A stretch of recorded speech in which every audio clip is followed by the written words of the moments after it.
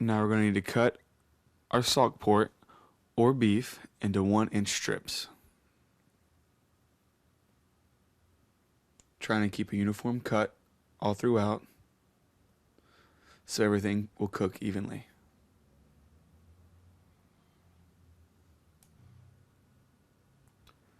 Now after cooking this, we're going to mix the bacon and our beef or salt pork in a pan and cook until the bacon is crisp.